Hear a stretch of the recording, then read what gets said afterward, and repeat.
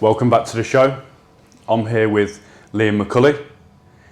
He's a producer, band member, international traveller, and a G with a guitar. There we go. I met Liam in the hotel that we're staying in over in Bangkok. Connected straight away. Thought it'd be great to get something on camera and sort of promote what he's doing. So, do you want to just tell us a little bit about sort of what you're working towards and what you're building at the minute? Absolutely. So I live in Texas in the United States, which is a humongous music state, because we have the different states in the United States, and Texas is like one of the main ones. There's Nashville, there you got Tennessee, probably California, and then you got Texas. Texas, like the best for music, especially where I'm at. I live next to Austin, which is like where Joe Rogan and Elon Musk live. It's popping off, yeah. It's where all the music is right now. It's going big. Everything, especially like engineering too. Mm-hmm. It's huge there. But yeah, my goal, I moved there 2 years ago with a goal of like just, because I dropped out of high school. Mm-hmm. I dropped out of high school, I was living in Indiana, and I was just making music every day. I wasn't going to school. I stopped going to school. I was just making music. I was like, why am I doing all this when I could be making music and I was making money at the time. I was doing little side jobs at all these artists in my town. I was like, I'm gonna move to the city and really do this. Follow your passion. And then I moved to the city, took all the money that I made from Indiana, and I built a studio in my house. Wicked. Yeah. I built a studio in my house. Right now I'm working on like the booth part for the vocals. Perfect. Music takes a lot of money. If you get into music, just know you're gonna be spending a lot of money. Yeah, whether that's you can do it cheap. You can do it cheap, but for the caliber I'm doing, recording, making artists feel comfortable coming in the booth and coming in there. Yeah, you want to have a professional setup. Absolutely. And sort of be in a good environment that's conducive to making good things. I Absolutely. definitely believe that sort of spending a little bit more on a hotel or being in a better gym, or all those things sort of push you down to being on a higher level. Yeah. So Absolutely. yeah, thanks again for joining me. It's good to have you. So I'll put all of your socials down in there, the stuff that you've mentioned about the band and you doing a bit of producing as well. Yes, sir. Yeah. Yes, sir. So some things to spark some conversation then. So I've got 10 questions. I just want to pick 4 of them. So if you want to pick 4 numbers between 1 and 10, and I'll do that. So if you want to give me 4 out of the 10. 4 out of 10. Let's do 2, 4, 6, 7. Nice. Right then. So number 2. Can you share a memorable experience from your journey in the music industry as of yet? A memorable experience. Wow. Okay. I guess I'm trying to think. I've done so much. Like, music is one of those things where, like, if you're in the scene, it's like that. It's nonstop. You're going full steam. You never really have like a second to like look back at what you did last night. Yeah. I guess. Like backstage, green rooms, sort of meeting the idols, or sort of things that got the cogs turning. Absolutely. I guess, so this is a good one. Whenever I dropped out of school in high school and I moved to Texas, I felt this like big burden on me from dropping out. Yeah. And I dropped out my sophomore year, which I don't know how anywhere else does it in the world. We have the freshman, sophomore, junior, and then senior. Yeah. So I dropped out at the end of my sophomore year to pursue music. And then I just felt like this deep like burden, or whatever you want to call it, from dropping out. I was like, I hate giving up, Not that I was giving up because I was pursuing something else, but I felt like I could do this. It was something easy I could do. Yeah. So junior year, I just worked for a whole year straight. I partied a lot as a kid, probably too much. Yeah. And that summer of my junior year, which I was in high school, I started going to the gym. every single day. I didn't even take any breaks, which now that I'm like a little bit more experienced, that you should, but like I was just so locked in. Yeah. Like I had a bunch of stuff happen to me before that, and I was like, I need to get my life together. Went to in the summer. I joined the gym. Then I went back into high school, and I finished my junior year and my senior year in 6 months. Wicked. Yeah, so I did it all, and I just locked in. I did it all in once. While I was doing sports too. I play a Native American sport in the U.S. called, which I actually think it was made in Canada, but it's very big. Mm-hmm. It's called lacrosse. Okay, yeah. Yeah. So it's like field hockey, but with like sticks. Yeah. Yeah. Throwing and catching sort of thing. Yeah. Yeah, it's really cool. It's a really cool sport. You should check it out. But I was doing all that at once, and I graduated high school. Very tough, but because I was doing like 2.5 years in once. Mm-hmm. But the most memorable experience is part of the reason I went back to school was to meet people my age. Because I dropped out of school. All my friends which isn't a horrible thing. All my friends were 4 or 5 years older than me. Went to school, and I met my band. So it was a good decision. Like something told me to go back to school, and I met my band. I think that was the most memorable experience. Whenever I found these people that are like-minded, they go to the gym, they play music every single day, and it was like that. It was like a snap. I was like, this is where I need to be, and this is what I need to do. And that night we went out to the bar till like 2 a.m. Not even really drinking at all, just like talking about music. Yeah. Because that's a big culture thing in the U.S. is like going out and watching music. Especially in Texas, there's a million places to watch music, and there's bands. Every band that plays music in the U.S. goes to Texas. Nice. So yeah. That was the most memorable experience. Was like actually figuring out what I'm supposed to do. Definitely. So a bit of a takeaway from that is sort of follow your passions, but also don't let up opportunities to grow. And you basically use school as a networking tool. Yeah. Without sort of realising it, and that's one thing that people don't really think about is you're actually with sort of people that actually do think about you. Not everyone is the same, but when you're at school, you're from the same town or from the same place, and you're going to have things in common. So that's cool, man. I'm glad you went back and did it, because you wouldn't be where you are now today. Absolutely. And it could have been like one of those things where it's like, what would have happened if I would have went back? I didn't want to have that. Yeah. Which, I probably would be fine. I probably would have made it. Because I feel like me and you have that mentality where it's like, that happened, I'm going to keep working. Yeah. And not stop. It's all teaching. Absolutely. All teaching. But I'm very thankful I went back, for sure. Definitely, man. So, second question. So you chose number 4. So what themes or messages do you aim to convey through your music? Okay, this is a good one. Mostly like the love for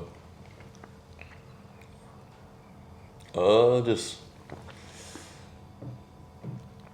it's weird because our style is like kind of like hard rock, but we have that southern rock, which in the States we have like the southern states, and they all have this very like big culture around like music. Very big culture around, especially like, what's it called? I'm trying to think of the word. Especially like jazz and this. Like a lot of soul. Soul, soul music and jazz, and so there's this music in the southern part of the United States called Southern rock, and it's kind of like country music, but it's like rock and that stuff. That's kind of what we do. Yeah. So I guess like, what we're trying to do is like make our version of that, because everybody in my band, like I'm the most like country guy, which is it's like a term in the United States where it's like, whatever, dress the way you do, whatever the way you act, and all my other band members, they are too, but like they're completely different. Like I have my emo dudes, and they got one of them, my bass player is like a frat boy, and just. We're trying to build something that is unique, that sounds different, because everybody's doing the country rock thing right now, but we have a sound I believe is different. We're trying to just, I guess, show people like how much love we have for music. Yeah. Just play music, let people express. It's about the image, but like it's less about the image more than the music, That's great, yeah. For sure. So having Yeah, having a new, unique selection of people, Yeah. a team with different strengths and skills and interests, Yeah. that is perfect for what you're trying to do, because Absolutely. you'll appeal to a larger audience because you've got sort of different types of guys. You'll have different opinions on sort of stuff. So if everyone was the same sort of mind, then everyone would just create the same stuff. So Exactly. it's good to have influences from sort of your rock and your blues and your soul and all that sort of stuff to come together and create something that's, you know, modern, but also is heavily influenced by yesterday. So Absolutely. that's cool stuff, man. It's good to hear, and and especially like I feel like whenever everybody's thinking the same thing, everybody's got, like was brought up the same way. You got all these people there, which is cool. There's you can make a lot of music with those guys, but I want to expand. Like I did the country. I also like produce hip hop, but the band is mostly country. I was only writing country songs. That's another big thing I do is I write music for people. Nice. I write songs, and I was only making country songs. And then my band member, he plays like 80s rock guitar. That's his favorite thing in the world. Awesome. And he brought that in. I was like, wow, it's really showed me how much different it can get, you know? Yeah. And if everybody like made the same type of music, where would it go, you know? Exactly. Yeah, you got to have a unique standpoint, Absolutely. and it sounds like you're well on the way to that. Absolutely. So another question then: as an upcoming artist, how do you engage with your fans, and what content do you create to sort of promote your stuff? And well, we've already sort of touched on your YouTube side of things before the camera started rolling, but do you want to sort of elaborate on that? For sure. So my YouTube, I made a couple of years ago. I was mostly just making, especially whenever I dropped out, I was just making beats all day for hip hop, and especially I had a bunch of people in my town that did the same thing, because there's not much to do in Indiana except work hard at something, you know. But that's it's very rural, yeah. You know. But so I was just making beats all day, and I started just posting them on YouTube because nobody was hopping on my beats because they're kind of bad. They're pretty bad. But you had to start somewhere, I guess, right? Yeah, you've got to create. I started posting them on YouTube, and then the first like 10 blew up. My second one had like 100,000 views, and I was like, damn, it really showed me. And then I stopped for about a couple months, and then it really showed me the YouTube algorithm. And then my channel died. Like every video I was posting, I got 40 views, 100, which is But it reflects the consistency that you get from sort of the rest of the world. Absolutely. You see, and quantifies that. Absolutely. For the YouTube channel, I don't, at least that YouTube channel, I might make one in the future, but I really see it as a lesson. I don't really see it as anything I'm gonna work on in the future on that one. Yeah. Mostly just a lesson, like how consistent you got to be consistent. You know, you might have drawbacks, but you got to keep pushing. But it's also proof that you were interested in it and also committed, and had in the UK we say you had the bollocks to post it online. Yeah. Yeah. For sure. And that's the main thing. You did it, and you were ready to sort of just put it out there, and that's the main thing when creating content, or whether that's songwriting or you like YouTube content creation, like we're both doing now. Mm-hmm. Pushing yourself to make something and just putting it out there because you like to do it, and then seeing what happens because of it. So yeah, that's good stuff. So it's a proof that you. The content side is very much what I'm working on right now, especially because it's been a couple years since I've made content. Right now I've just been working on the product, you know, which is also could be a good thing, you know, just focusing on one thing. But whenever I get back, I'm gonna ask you some tips later. About content and stuff. Definitely, man. Especially like editing programs, I don't really know what to use. Yeah, I've got a few things. I'm sort of getting involved with it now. I've done a bit of research. I'm starting to find out what works for me and the best ways to do it. But yeah, we can definitely chop that up and get some stuff on the ball. So another quick question. So looking back at your live performances, which one stands out and why? Absolutely. I have two that come to my head. I've done a decent amount of live performances, and whenever I get back, we have a full band now. We're going to be playing multiple times a week, which is going to be the most shows I've ever played. But I guess the one that stands out the most is So whenever I was in middle school, I think, my older brother, I have two brothers. I have an older sister who is 34, and then I have a younger sister who's 8. So it's a big wide range of ages. But my oldest brother, he passed away from a drug overdose. And I was already into music. I was already making beats ever since I was 8-year-old on my phone, my laptop or whatever. Yeah.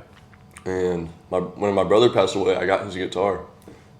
He was a big, like, he loved heavy metal and stuff. So I got his, like, we got 6-string guitars, and then in heavy metal you got 8 strings, 7 strings to go deeper. You know, to go deeper in the. Yeah. So I got his 7-string guitar. It was my first one, and I just knew how to play it. For some reason, I knew how to play it. Like I learned my first song I ever learned was "Crazy Train" by Ozzy Osbourne. Dun dun dun dun dun dun dun.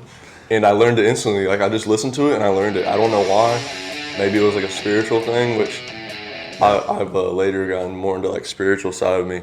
But I just knew how to play for some reason. And I joined this band that me and my friends started up in elementary school. And we played the show like a couple weeks later. They already knew the songs, and I was like, I'm gonna learn this song. I knew the guitar solo and everything for some reason, and that's the biggest one because there wasn't even anybody there. There's maybe like 15 people at the show, but for some reason that I already knew that music from a young age was something I needed to do, not like had to do, but like I feel like I need to do because it's just in my family. Like my aunts and my uncles were professional musicians, and it was just something I like was born into. And it's well in the family. Then. As soon as I played that show, it was like a lock. I was like, okay, this is it. Yeah, this is what you want to do. This is what I want to do. Pretty touching story, really. Impressive.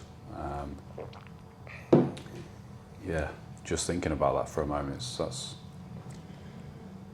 it's big stuff. Yeah. Sort of the events that you go through in life push you to where you are today, and as long as you learn from them and use them to sort of be better, then that's great, man. It's impressive to see. So I'm just going to drop in and do a quick bonus question, and then if you want to ask some questions to me, then shoot ahead. So, what do you hope to achieve in the next few years, both in your personal life and in your music and creation career? The next couple of years, I try not to go like too far in the future because like you never know like what's just gonna happen to you, you know? Yeah. But like the basics that I want to happen in the next couple of years is definitely just get on the road, you know, start playing shows because we've been in the studio for a little over a year now. Now it's time to get on the road and just show it to people, you know? Nice. Show people what we have. So that's the biggest thing is go on the road for maybe a year, 2 years, like get our name out there, you know? Because social media, I feel like is a really good place to get your name out there to a wide range of like people, you know? Definitely. But it's really good to get that. What we've been doing recently is getting our name out there in our own town, you know, like in person, and making that fan base like where we are and going around. Because once people see you live and then they start following you and stuff, those are and they love your music because they saw you live and they thought it was the best performance they ever seen. Yeah. That's when they become a fan, you know? Definitely, yeah. Building that core fan base and sort of really, not inspiring people, basically, yeah. So the aim is to inspire and also just commit to it and put some work out there and enjoy it at the same time, sort of see places, meet new people, network. Yeah, just develop the sort of, you've been working in the background, but now you're ready to sort of get definitely, and also just make memories too. I just want to make memories because once we leave this earth, we can't really take nothing with us. So make memories, I guess, network, you said, meet people, get on the road, and also staying in the gym. Definitely. I think staying in the gym is the one thing that keeps me going every single day. It gives me something every single day to look forward to. And it's like that, I do it in the morning usually because it gives me that, if I go to the gym, just showing up is already a win, you know? Definitely. It doesn't matter if the workout was good or not. You already showed up, you know? 100%. I'm a massive believer in that. It sets the day up if you do it in the morning. And also just staying committed. Absolutely. A lot of the time, it doesn't matter what you do as long as you stay committed and you do what you're going to say you're going to do. Yeah. A lot of people don't trust their own beliefs because they don't sort of show up for themselves, and that's a big thing. And I've always believed as well that the gym is much better for the mind than it is for the body. The body is just an afterthought. It's a bonus on top.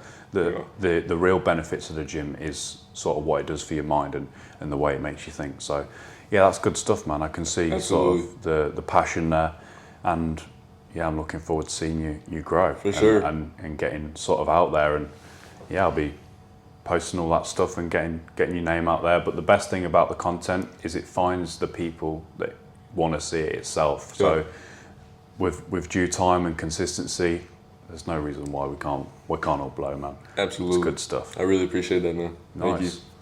Thank you. Is there any questions that you wanted to ask me about my journey or sort of? I guess like,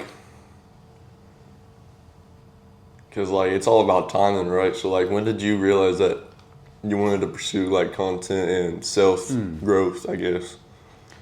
So my journey started, I'd say about 3 or 4 years ago. Yeah. I was in a job, I was committed to what I was doing, but I found that I needed to do something for myself or sort of better my skills. I'd got past the hurdle of leaving school, I'd got myself a job and I sort of achieved that, and I was very committed to it, and I felt like I needed to sort of prioritise thinking over doing, sort of still doing, but using the brain and sort of growing my wider skills to be more well-rounded. So I started pursuing that, and then by effect, I found sort of self-improvement on YouTube, pushing to like be better in all aspects of life, being conscious of what you think about, what you do, who you surround yourself with. And then by effect, I must have just made changes in my life that suited that and was then conducive to success. I changed jobs and moved to somewhere which had a bit of a better springboard, and I learned a hell of a lot there. And then that was a big part of my journey to grow, and I'm very grateful that I had that opportunity to do what I did. And then about 2 months ago, I came back from Dubai, went to see some good friends over there, spent some time and really talking about sort of the future and where, really sitting down and thinking where I want to be and who I want to help. And then 2 months down the line, I'm living in Bangkok. So that's crazy. So where did my journey start? I'd say 2 to 3 years ago. So if you really want to make something happen and you want to grow, 2, 3, 4, at the latest 5 years, and you'll be on the track to really where you want to be.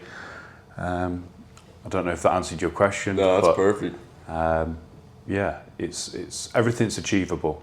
Everything's achievable if you stay committed to your goal and have a goal in mind. That's the main thing. Is having an idea of where you want to be. It's like driving down the motorway, or as you'd probably say the freeway, with no sat nav or no maps. Yeah. And then being frustrated why you're not where you want to be. So have an idea in mind. To conclude, have an idea in mind of where you want to be. Sort of put yourself in the position where those similar people are that you want to be around and want good for you. And at the end of the day, just create and don't be concerned of what other people think. Do it because you enjoy it, and absolutely, and that's the main thing. What's the worst that can happen? No one watches it. If you don't mind me adding to that, I feel like, because this is my first time out of the country, and it's really opened my mind up to a lot of stuff. And I've been everywhere in the United States. I've been to almost every state. I think the biggest thing I love about traveling is like, for a long time I was very insecure about like what people thought. I was scared to put my name out there. And as soon as I started traveling, it really showed me like how many people there are in the world, dude. It's crazy. It's unbelievable. It's crazy, especially here, like such a big city, like 10 times bigger than I thought it was going to be. Millions of people. Millions of people. And it really shows me like people just, like there's a lot of people that care, but like a lot of people just don't, like just do it, like what could happen? Yeah, and at the end of the day, not to be morbid, but we're not all of us are going to make it through, and you might as well just do what you want to do because you enjoy it. But Absolutely. I've really enjoyed our conversation. Yes, sir. I hope you have as well. And yeah, I'm looking forward to seeing where your journey takes you. So yeah, that's a wrap.